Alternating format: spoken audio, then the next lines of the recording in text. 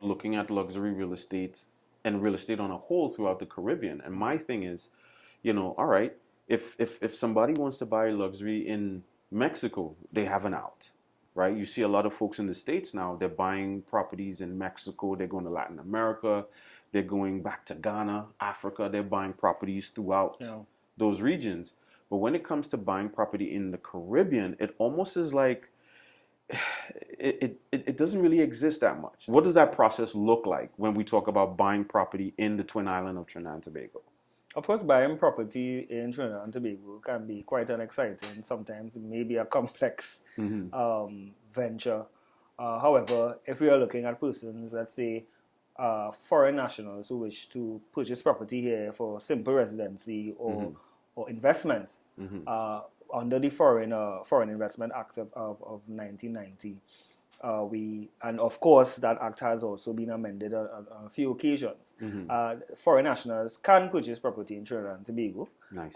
In terms of as a residential property, in terms of land only, you can purchase up to 1 acre. Okay.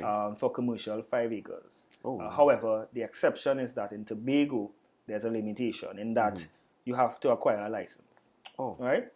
And the reason is historically, prior to, probably before I was born or so, you found that a lot of foreign nationals, Germans, British, were buying out all the properties in Tobago, right? And there was no room for local residents to have the opportunity to purchase or actually resell properties, etc.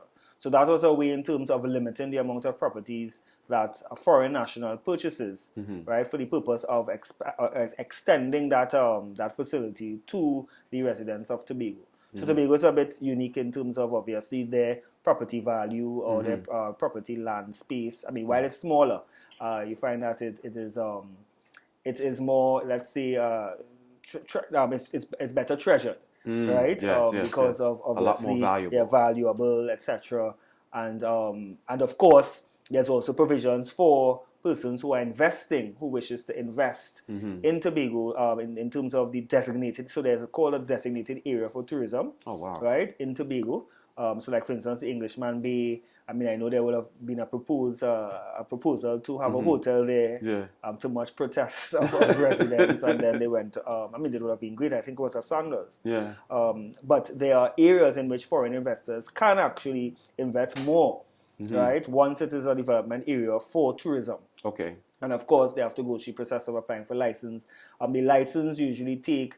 It can take, well, in I would say in theory they said 7 days, but obviously that can go as far as 30 days. To obtain the license. Yeah, to obtain a license. Okay. But obviously, because of different moving parts, I don't want to say that our public service can be a bit slow, but it does take a little time. It will take a longer time, particularly, and the reason being, of course, the process is one. As a foreign national, it's always better to reach out to a real estate agent or company in Trinidad and Tobago who is quite familiar with listings and stuff like that. And of course, in the alternative, you can also reach out to an attorney at law, right, who is experienced in property sale, meaning conveyancing, gotcha, right, etc. All right. So when you talk about the process, I heard you talk about the process a couple times. Now, should we be reaching out to an attorney first or an agent first?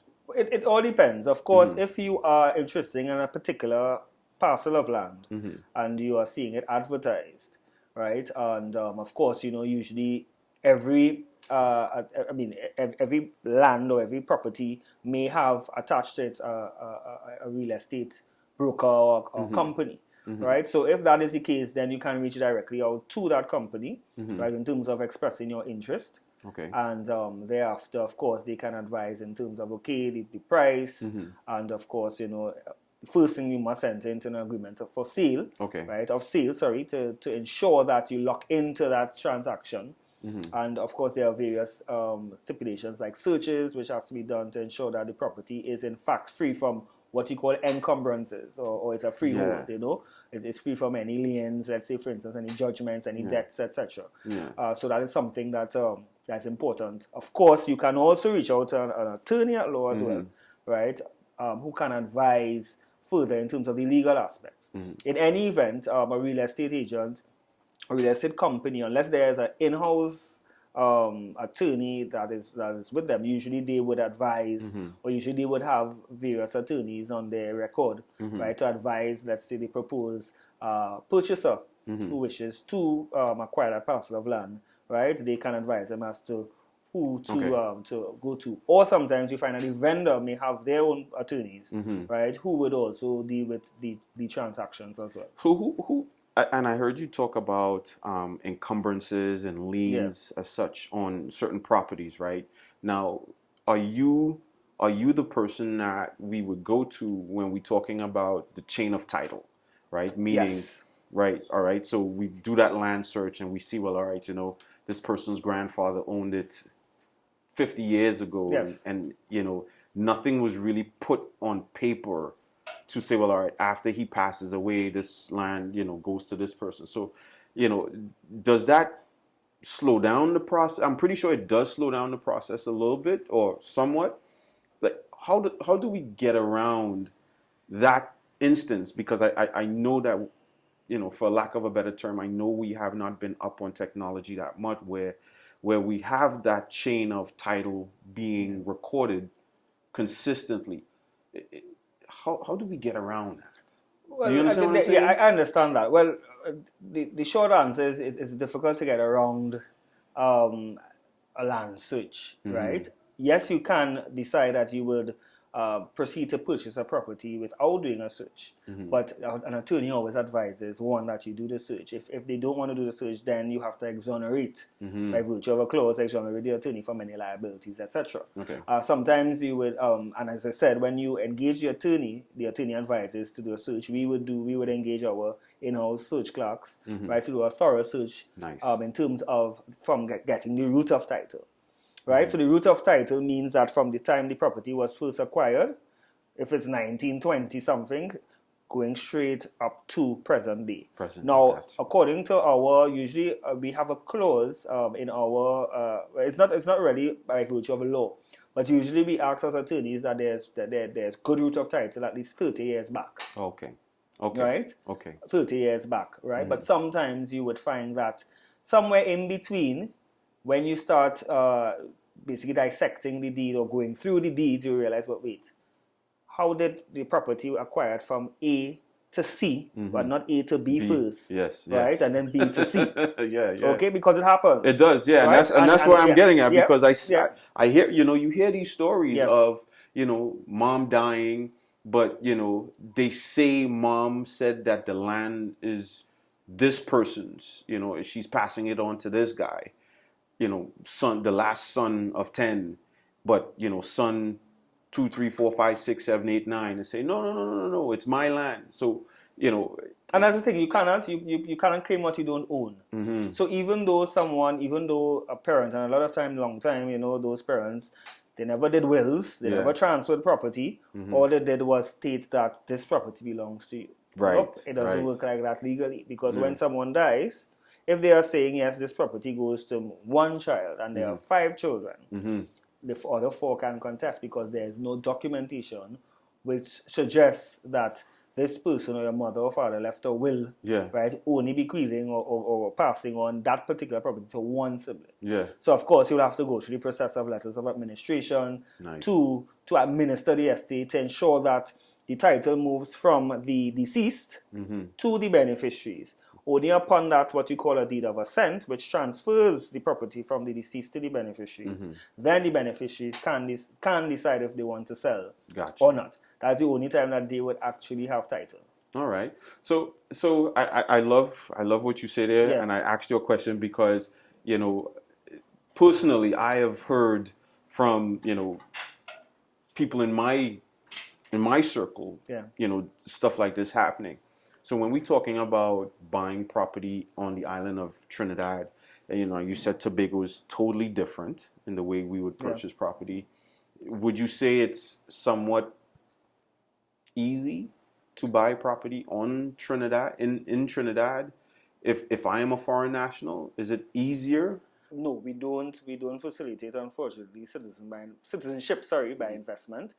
Of course, as a purchaser of property in Trinidad and Tobago as a foreign national, does not give an automatic right to either be a citizen or be a resident. You still have to go through the immigration process to apply to be a resident, right? Or if, for instance, you are staying in Trinidad, of course, most nationals get a 6-month pass sometimes, but of course, it's according to whether the immigration officials feel as though you should only get a week, 2 weeks, same thing as the US, or any other country, right? But it does not give an automatic right, as I said. You have to go through the process. It just gives you the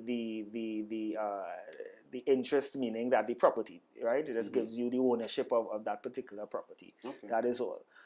In Tobago, as with respect to, let's look at inheritance, right? If you inherit a property, you have to go through the process of acquiring a license, right? So based on the act, it gives you 1 year, right, in which you have to apply for that license to occupy, or rather to own the particular property, right, by virtue of the inheritance. When you say license, what Now, the license process, basically it's a document which states that you are given permission. Okay. Right, whether it is permission to purchase, okay, because you have to submit certain documentation, they have to vet your status, etc. Okay. Right, so it's the same thing with inheritance. And when we say inheritance, meaning whether or not someone left this property by virtue of a will, you still have to go through, or whoever is the legal person representative of the executor of the will has to go through the whole probate process. Okay. But within that time frame, right, the person who is inheriting the property, right, has to apply for that particular license to own. Okay. Right, so it's just a matter of streamlining, particularly who owns this property, or rather not having big investors coming to the island, right, to just own 1 acre, 1 acre, 1 acre, 1 acre, 5 acres all over without paying the necessary taxes. Yeah. Right, because obviously there's also... I'm glad you brought that up. And there's also the aspect of stamp duty as well. So every property that you purchase, right, whether it's commercial or residential, it is subject to stamp duty charges. And stamp duty charges are statutory charges. And basically, it's basically like land tax. We have taxes to purchase your land. To purchase your own land. Pretty much. And that's a way that obviously the government will gain revenue, right? In terms of through land purchase, etc. So there are taxes that are levied on real property throughout Trinidad. Yes, once if it's below, like if it's land alone, once it's over $450,000 in value, you are subject to stamp duty. If it's house and land, if it's $850,000 as TT dollars, then it's subject to stamp duty. And of course, as local nationals, you get exempted if you're a first-time owner, etc. But in terms of foreign nationals, no, you have to pay your tax. So all foreign nationals, we do have to pay that tax. Is it a yearly tax? No, that is just a purchase tax. Okay. Now, we also have property tax. Okay. But however, our property tax regime, our property tax fees are still very outdated. The last time that property tax was collected in Trinidad and Tobago was in 2009. There has been a lot of legal contention in terms of that property tax, because the last few administrations have been trying back and forth. It's been a political issue in terms of raising the property tax value, because really and truly, you have a house, let's say, in Gulfview, right, which is paying a tax similar to a house in Monrepo. Let's say, I'm just drawing reference in terms of Trinidad and Tobago, right? Why must an affluent area and a middle class or lower middle class area, why are you paying the same taxes? Property taxes. But then so we look at value, though, right? Precisely. Yeah, it looks at so now what the government has streamlined is try to look at the market value, the rental market value of the particular property in a different area, and calculate a percentage in terms of the tax, the taxable rate. And that property tax really is supposed to be collected, well, on a monthly basis, or you can pay on a yearly basis. But because of the fact that, yes, we would have passed the Property Tax Act recently, and I believe the government is trying to streamline into starting back collecting taxes, because it has been over 10 years that no taxes has been collected, and then that will also assist the corporations and the councils, right, in terms of their payment, in terms of better services like garbage collections, proper sanitation services, etc.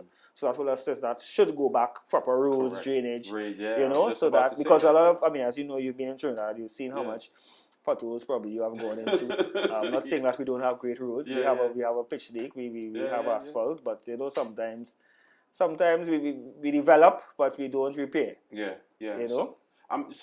Man, you said so much. You hit me with so much great information there just now, Yeah. and my big thing is, one of the things I've always been concerned about being in real estate is the taxation, right? So, is there an incentive for foreign nationals who are buying, that acre of land and said, I'm about to build this really beautiful home, but I'm not going to get taxed ridiculously because we don't have this so-called mandated property tax. No, well, you will still be taxed the same rate as a local national. Okay. It doesn't matter, right? You're being taxed on the property. Mm-hmm. The only difference is if you are let's say if you are investing, if you're a foreign investor, Okay. then obviously you have to pay different type of taxes. Okay. Not only property tax. You have all various type of taxes because now you are investing for the purpose of revenue generation. Yeah. Okay. So those taxes, like green levy fund and all these various taxes, actually goes back into the economy. Okay. Right. But to state that whether or not there's any incentive for someone who's purchasing property for residential purposes, no. Because you're just coming here to live. But it's better for investment. It's better for investment. I mean, even though most persons who purchase property for residential purposes, they end up letting it out. Yeah. They end up Renting building it out, apartments, Airbnb, Airbnb, with without proper planning approvals because you are approved for one unit, meaning one house, and then you just decide to sublet. You just make you have different like units, 5 units on right? the same. 5 units on the same property, and you are not, and the government is not getting any incentive or any taxes from that. So of course it still means that even as a foreign national, if you don't want to live here, you can purchase the property, right? And obviously build your apartments or whatever the case is, your townhouses, right? And get your revenue from that. Nice. And then obviously when you come back to Trinidad on vacation, you have a vacation home for one of your units. Yeah. Right? I mean, and I think that's what a lot of people. So that's an incentive there. You on the island, you just chilling. You don't have to rent on a hotel or Airbnb. You have your own property. Yeah. Well, and you are getting the return. The residual income from it. So, I mean, what I could gather from, and I'm going to let you go, what I've gathered from our conversation here is that to buy property in Trinidad is not impossible. It's not impossible. It's not impossible. All you need to do is do the proper research, reach out to reputable real estate companies, of course, because everyone can be a real estate Agent. Different. You have loads of real estate agents. Reach out to an attorney, of course. I mean, now we are in the digital world, so it's easy to just Google search, inquire, send an email. So it's not difficult. I think probably the only difficult part that probably persons really have issues with is actually getting the information. But again, once you reach out to a reputable firm, whether it is a real estate firm or a law firm, we will be happy to assist. Awesome. Yeah, man, Rondell, I appreciate your time. Thank you My so pleasure. much. I think you've kind of dispelled a lot of the myths, and you've opened up the highway where we can pretty much communicate about real estate transactions here in Trinidad. And we want your investment. We want foreign investment, particularly in Tobago. It's especially commercial, especially developing tourism, right? By virtue of whether hotels, hotel construction, and of course the government does give tax breaks, right? Particularly for foreign investment as well. They do give tax breaks as well. Yes, and that is a commercial incentive. Yeah, so that's one of the incentives that I heard, and I wanted to make sure. And I'm so thankful you said that. Definitely. Because as a real estate agent, as a realtor, I'm getting ready to get my designation as an international real estate agent, and one of the big things that I hear a lot is, what are the taxes like? What are the incentives for me to buy property? Because you see people buying property in Mexico, and they're buying property in the Dominican Republic, and they're buying Airbnbs, and a lot of people are moving to these islands because these countries, they're incentivizing people to come there to buy these properties and to buy the land and buy the Airbnbs and rent them out. So, for me, coming to Trinidad and Tobago and understanding that process is big, and I'm very humbled and thankful, grateful Indeed. for you to open up that door for us. My pleasure. Thank you so Thank much. you for having me. Appreciate you. Thank you.